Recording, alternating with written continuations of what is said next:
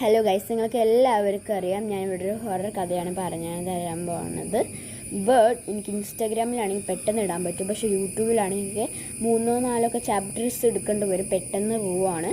So ഞാനിവിടെ ഈ horror കഥ പറയുകയാണ്. സീതേനെക്കുറിച്ചും അച്ചുവിനെക്കുറിച്ചുമാണ്. സീത 6ാം ക്ലാസ്സിലും അച്ചു 8ാം ക്ലാസ്സിലുമാണ് കേട്ടോ പഠിക്കണേ.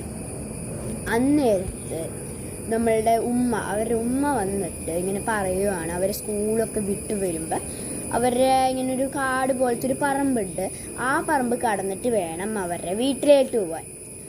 അപ്പം ഈ ഉമ്മ എന്നിട്ട് അവർ മാമ്പഴം പറക്കണ ഒരു മെയിനായിട്ടുള്ളൊരു സ്ഥലമുണ്ട് കേട്ടോ. ആ സ്ഥലത്ത് പോയി അവരിങ്ങനെ മാമ്പഴം പറക്കിക്കൊണ്ട് നിൽക്കുവാണ്. അത് മാമ്പഴം പറക്കി അവിടെ തൊട്ടടുത്തൊരു കുളമുണ്ട്. ഈ സീത അച്ചും കൂടി ഇങ്ങനെ സ്കൂൾ വിട്ട് വരുമ്പോൾ അവിടെ ഒരു സ്റ്റെപ്പ് ഉണ്ട്, അത് കയറി പോയിട്ടാണ് ആ ഒരു വലിയൊരു കാട് കാണുന്നത്. അവിടെ നിന്ന് കടന്നിട്ടാണ് ആ ഉമ്മയുടെ വീട്ടിലേക്ക് അവിടെ നിന്ന് പോകണത്, അവരുടെ വീട്ടിലേക്ക്. സോ അച്ഛന് ഗൾഫിലാട്ടോ, അവരച്ഛൻ ഗൾഫിലാണ്, ഉപ്പ ഗൾഫിലാണ്.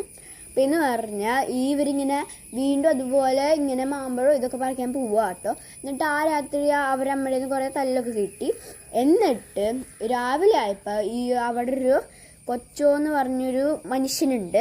ഇപ്പം അവർ പ്രാന്തൻ എന്നാണ് അവനെ വിളിക്കണത്. കാരണം അതൊരു നല്ല മനുഷ്യനായിരുന്നു. അന്നൊരു ദിവസം ഇവിടെ ഉപകാരമൊക്കെ ചെയ്യണ നേരത്ത് മിറ്റടിക്കാൻ അവരുടെ പറമ്പിൽ വന്നപ്പോൾ കിണറ്റിൽ നിന്നിട്ട് സൗണ്ട് കേട്ട് അത് ചാടിയതോടെ ആ ശബ്ദം കേട്ടിട്ടുള്ള ഒരു പേടി അയാളിൽ നിന്ന് മാറ്റില്ല. അന്ന് തൊട്ട് അയാൾ പ്രാന്തനെ പോലെയാണ് സംസാരിക്കണേന്നും കേട്ടിട്ടുണ്ട്. അപ്പം എന്ന് പറഞ്ഞ് ഈ കഥയൊക്കെ പറയും, ഇത് അച്ചുവിന് നന്നായിട്ട് അറിയാം, പക്ഷെ സീതയ്ക്ക് ഇതൊന്നും അറിയില്ല. സോ ഈ സീത ഇങ്ങനെ പറഞ്ഞുകൊണ്ടിരിക്കുകയാണ്, എടാ ഇതൊക്കെ ഉള്ള കഥയാണോ എന്ന്.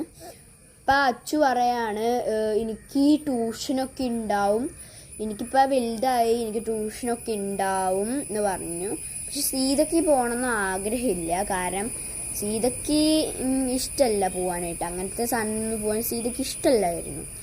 അങ്ങനെ സീത ഈ അച്ചു ഇപ്പം ട്യൂഷന് പോയ നേരത്തെ സീത ഒറ്റയ്ക്കാണ് ആ പറമ്പ് പാസ് ചെയ്യണത് കേട്ടോ.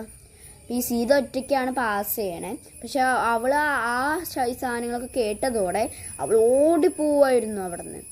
അങ്ങനെ എല്ലാം കഴിഞ്ഞ് സീതയുടെ ട്യൂഷൻ, ഈ അച്ചു ആണ് ട്യൂഷന് പോണേ. സീതയ്ക്കും ട്യൂഷന് പോകണമെന്ന് ആഗ്രഹമുണ്ട്, പക്ഷെ സീത പോവാത്തതുകൊണ്ടാണ്. സീതയ്ക്ക് പേടിയും കാര്യങ്ങളൊക്കെ ഉള്ളതുകൊണ്ട് സീതയ്ക്ക് അങ്ങനെ ഇഷ്ടമല്ല പോവാൻ. പക്ഷെ അച്ചു പോയി. എന്നിട്ട് ഒരു ദിവസം ഈ ട്യൂഷന് 5 മണി തൊട്ട് 8 മണി വരെയാണ് രാത്രിയാട്ടോ ഇവരുടെ ട്യൂഷന്. അങ്ങനെ ആ ട്യൂഷന് പോയപ്പോൾ